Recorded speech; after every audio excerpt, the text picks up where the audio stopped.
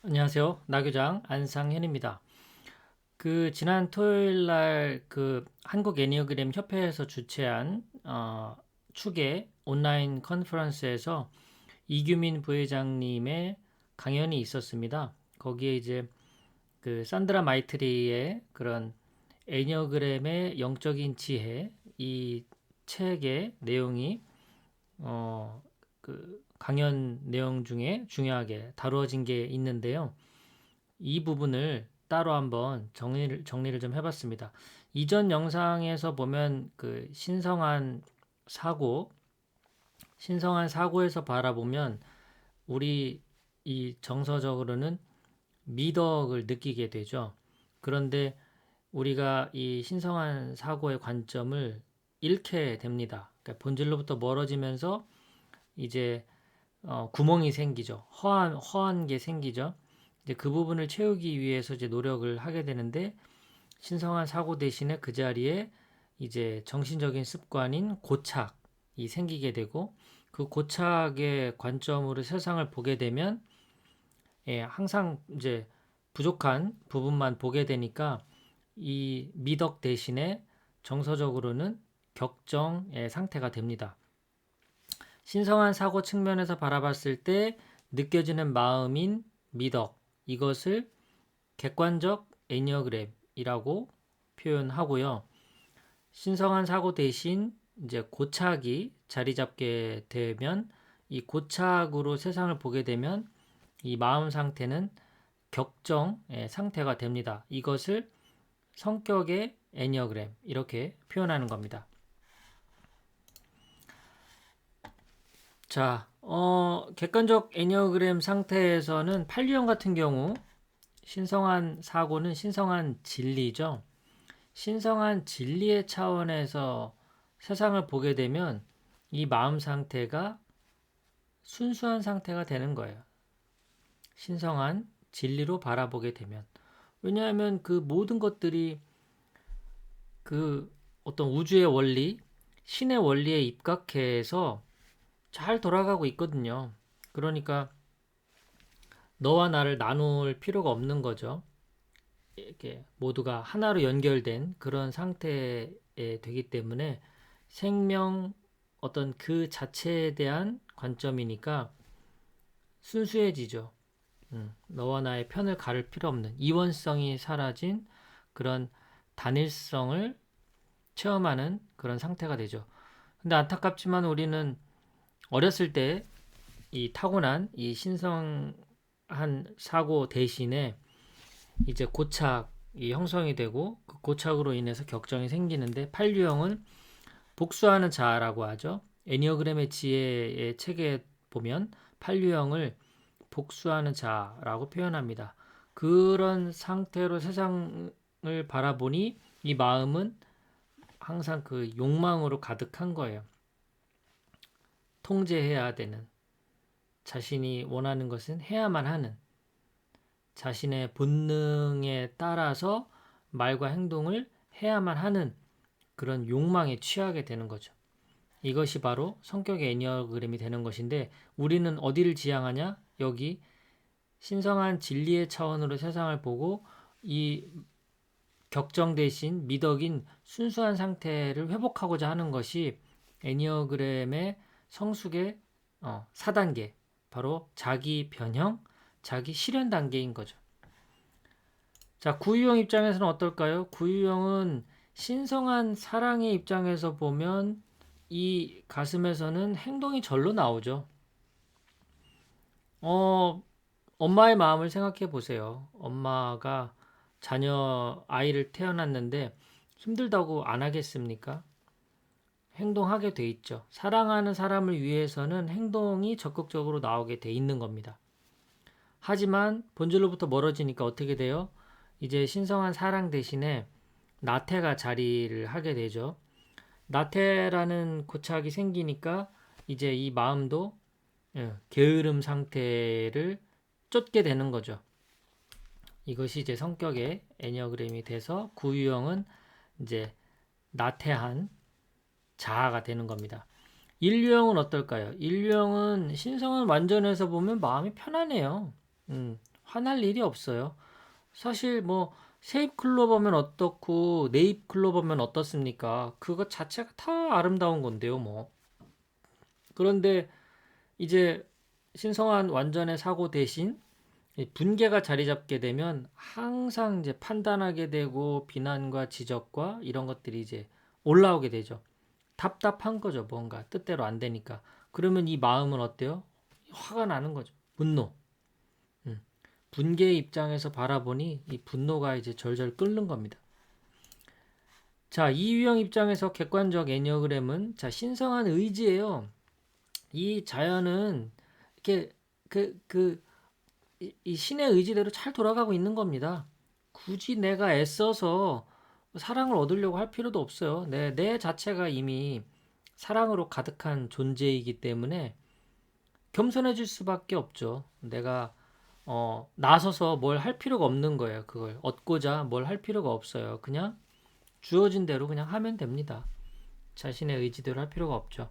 하지만 이제 내가 해야 한다는 그 빈자리, 본질로부터 사랑으로부터 멀어지니까 내가 사랑을 얻기 위해서 무언가 해야 돼요. 그러니까 이 생각은 아첨하는 겁니다. 얻어내야 되니까요. 다른 말로 이제 환심사기죠. 다른 사람들의 마음을 얻어야 되는 거예요. 그렇게 아첨하는 관점으로 세상을 보니까 내가 어떤 마음이 느껴지냐면 거봐, 나 아니면 안 되잖아. 너한테 내가 그렇게 중요한 존재라니까? 너한테 내가 그렇게 필요한 존재라니까? 알겠니? 하면서 이제 자만심이 생기게 되죠. 이것이 바로 성격의 애니어그램이 되는 거고요. 3유형의 객관적 애니어그램은 신성한 법칙에서 바라보면요. 다 진실된 거예요. 착착착착 그 법에 맞춰서 움직이고 있는 겁니다. 속일 필요가 없어요. 그런데 성격의 애니어그램 차원으로 이제 본질로부터 멀어지게 되면 이제 속이 내가 이제 부풀리는 거죠. 내가 가진 것보다 더 부풀려서 보여주게 되는 거죠. 그러니까 머릿속에서는 이제 허영심이 생기게 되고 마음에서는 이제 기만, 거짓된 행동이 나오게 됩니다. 그래서 속이게 되는 거죠. 자기도 모르게. 자기도 모르게. 그게 성격의 애니어그램이죠. 사유형은 신성한 근원에서 보면 평정심이에요. 네, 내가 본질 자체인데, 내가 그 근원인데, 뿌리인데, 남과 비교할 필요가 있습니까? 마음이 평정하죠. 그런데 그렇지 않죠. 이제 성격의 애니어그램이 작동하게 되면 이 머릿속에서 항상 우울한 거예요. 내가 본질로부터 멀어져 있는 것 같고, 내가 뭔가 정체성이 없는 것 같고, 뭔가 그걸 더 추구해야 될 것 같고, 찾아야 될 것 같고, 어딘가에서 찾아야 되나, 이렇게 우울한 거예요. 그러다 보니까 자기보다 뭘 더 갖고 있는 사람, 내가 없는 걸 갖고 있거나, 나보다 더 나아 보이거나 하면, 막 시기와 질투가 올라오는 거죠. 아, 어떻게, 뭐 이러면서. 감정이 요동치는 거죠. 자, 오유형 입장에서 객관적 애니어그램. 자, 신성한 사고는 신성한 전지입니다. 예, 다 알고 있어요, 전지. 더 알아야 될 게 없습니다. 이미 알고 있는 거예요. 더 깨닫기 위해서 노력할 필요가 없어요. 더 지혜롭기 위해 노력할 필요가 없어요. 그러니까 초연한 거죠. 초연한 마음. 그런데 이제 본질로부터 멀어지니 성격의 애니어그램이 자리 잡으면서 인색한 거예요. 내가 이제 다 안다고 생각이 안 되니까 부족하잖아요. 늘 부족하니까 채워야 되죠. 그걸 지식 정보로든 뭐든 책을 쌓아놓든 자꾸 막 이제 콜렉터 기질이 나오는 거예요. 모아놓는 거예요. 쟁여놓는 거예요. 이제 남을 주는 것이 아무래도 아깝겠죠. 내가 가지고 있는 것도 부족한데 누굴 주겠습니까? 그러니까 이제 인색한 사고가 되고 이제 마음 상태는 탐욕스러운 거예요. 그러니까 뺏는 게 아니라 가지고 있는 걸 나눠주지 않는 거예요. 다른 사람 걸 가져오는 게 아니라 쟁여놓는다라는 측면에서의 탐욕입니다. 자, 육류형은 어떨까요? 육류형은 신성한 믿음에서 보면 용기가 나오죠, 당연히. 내가 믿는데. 그리고 내가 이 세상과 내가 이 앞에 있는 사람을 믿는데 용기 있는 행동이 절로 나오죠. 그런데 본질로부터 멀어지니 어떻게 됩니까? 항상 비겁한 거죠. 겁이 많아요. 의심하고. 그런 상태, 의심하는 상태에서 세상을 보니 어때요? 마음이 항상 두렵죠. 또 해코지 당하는 거 아니야? 이것도 새로운 거 잘못 먹으면 또 배탈 나는 거 아니야? 응? 항상 계획을 세워도 최악의 상황을 고려할 수밖에 없는 거죠. 두려우니까요. 잘못되면 어떡해요? 이제 그런 마음이 생기는 겁니다. 출유형 입장에서는 객관적 애니어그램은 신성한 계획이에요. 이 우주의 어떤 이 돌아가는 이 체계는 아주 완벽한 계획 하에 돌아가는 겁니다. 그러니까 내가 이 마음이 어때요? 되게 절제된 맑은 정신인 거예요. 맑은 정신에서 오버하지 않는 절제된 마음이 되는 거죠. 그런데 본질로부터 멀어지니 어떻게 돼요? 내가 이제 그 본질을 대신하려고 하니까 이 신성한 계획대로 움직여지는 게 아니라 내가 이제 계획을 해야 되는 거예요. 머릿속에서는 항상 계획을 해야 됩니다. 뭔가 이벤트든 뭐든 막 그렇게 그런 계획을 하려는 마음에서 이제 세상을 바라보니까 자꾸 욕심이 생기는 거예요.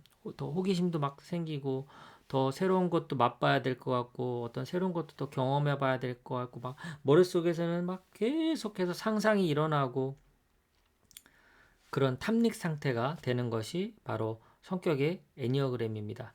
자, 이렇게 9가지 유형마다 우리가 본질로 접근할수록 신성한 사고로 세상을 바라보면서 미덕이 느껴지는 거고요.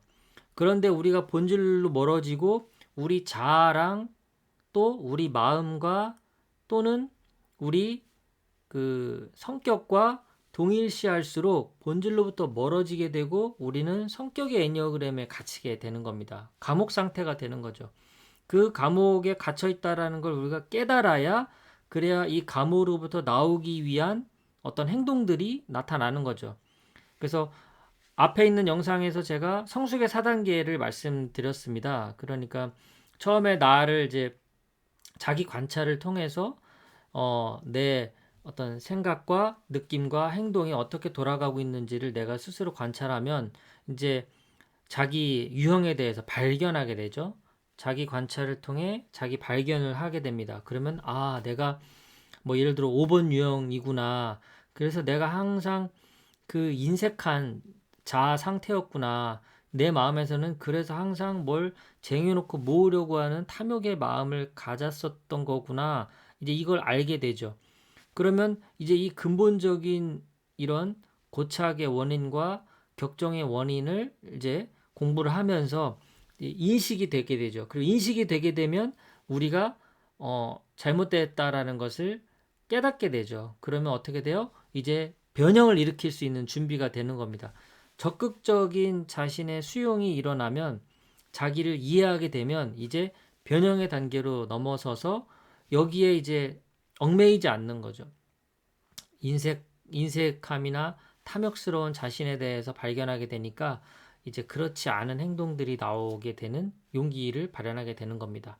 그렇게 되면서 변형이 일어나고 진정한 자기 실현, 참 본성, 본질, 실제와의 만남이 더 자주 일어나게 되면 우리는 이제 감옥을 넘나드는 그런 사람이 되면서 점점 자유로운 영혼으로 성장해 나가는 겁니다. 네, 오늘은 한국 애니어그램 협회 지난 토요일 날 강의했던 이규민 부회장님의 그 강연 내용 중 산드라 마이트리가 지은 책인 애니어그램의 영적인 지혜 그 안에 내용 나오는 객관적 애니어그램과 성격의 애니어그램 이 둘을 비교해서 정리해 봤습니다. 남은 하루도 즐거운 시간 되십시오. 감사합니다.